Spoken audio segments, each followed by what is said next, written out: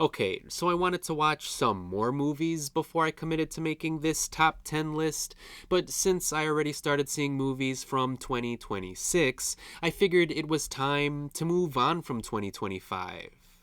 I mean, I'm still gonna watch the movies that I want to watch, they just won't be able to make it onto this list, is all.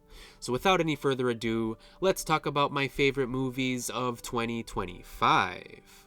Some honorable mentions include 28 Years Later, Blue Moon, Begonia, Dangerous Animals, F1, The Fantastic Four First Steps, Highest to Lowest, Oh Hi, Splitsville, and Superman.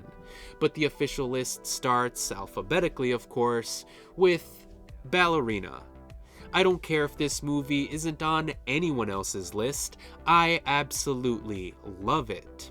Sure, it's clear that the studio interfered with this project, but that doesn't change how awesome the final product actually is. This movie is genuinely amazing. And I don't care if this is a controversial opinion, but I think it's just as good as the mainline John Wick films. Plus, I had a great time watching this film since I got the chance to see it with my brother, another avid fan of the John Wick franchise.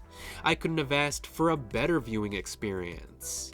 And before I move on to the next film, I should note that this is my favorite movie of the year. What can I say? It really worked for me personally. So I really hope we'll get to see more ballerina films in the future. Eternity. I'm clearly not the biggest rom-com guy, but I can't deny that I absolutely adored this charming, creative, and clever romantic comedy. It's a shame that Marvel doesn't know what to do with the Scarlet Witch anymore, because Elizabeth Olsen is great, and she has excellent chemistry with Miles Teller and Callum Turner. They all do a fantastic job of carrying this delightful little film. Plus, I also found the movie's existential premise to be refreshingly original. It asks a thought-provoking and deeply philosophical question, but none of its heavier themes keeps it from being incredibly sweet and endearing. Good Fortune. Speaking of sweet and endearing films with a creative and original premise, Aziz Ansari's directorial debut is a delightful film that put a stupid smile on my face. But even for a silly comedy like this one, the movie also features a surprisingly powerful message. Life is worth living. Even when it gets complicated, even when it just plain sucks, there's always something in life worth fighting for. Yes, that may be a simple message, but it really worked for me, especially given the particularly hard year that I've had.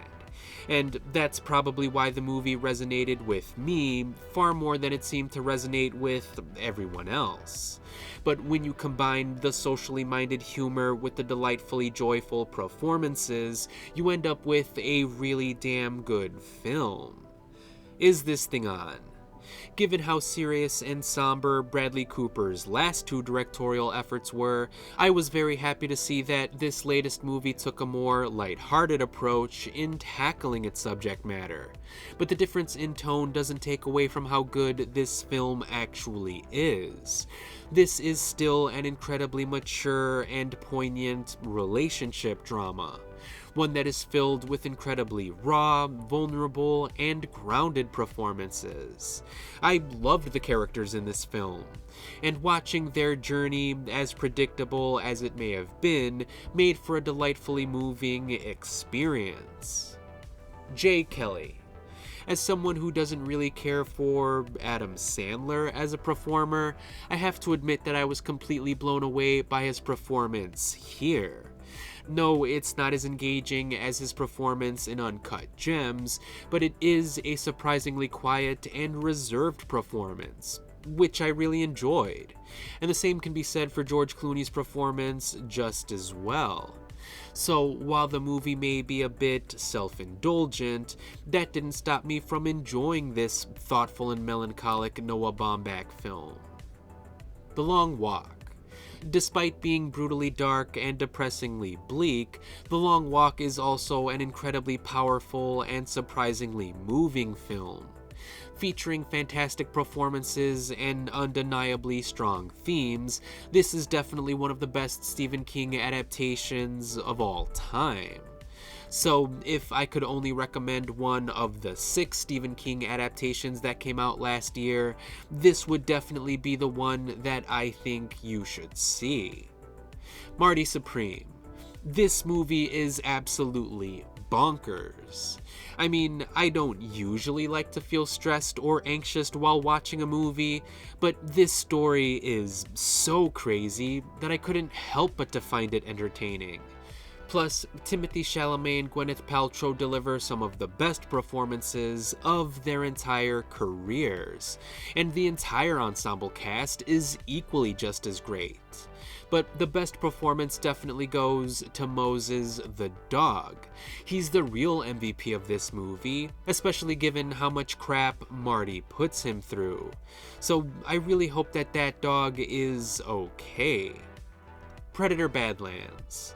This is the Predator movie that I never knew I needed. I mean, I've never actively disliked the franchise, but this is the first Predator film that I genuinely love. The simple story really resonated with me, and I found all of the action sequences to be genuinely incredible.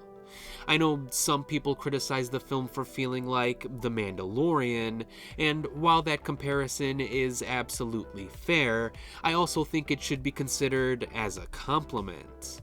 The first 2 seasons of The Mandalorian were awesome after all, and this movie definitely feels more like the first 2 seasons than it feels like the last one, to me at least. Sinners. It's always nice to see when a movie that was released earlier in the year still gets the recognition that it deserves by the end of the year, especially when that film was written and directed by Ryan Coogler. This guy has consistently made some of my favorite movies of the past decade, and Sinners is no exception. This is a thematically rich film that incorporates culture and folklore and music on an insanely creative level. So while Ballerina may have worked for me on a more personal level, I definitely think that, objectively speaking, Sinners is the best movie of 2025. But the last film on this list goes to Thunderbolts.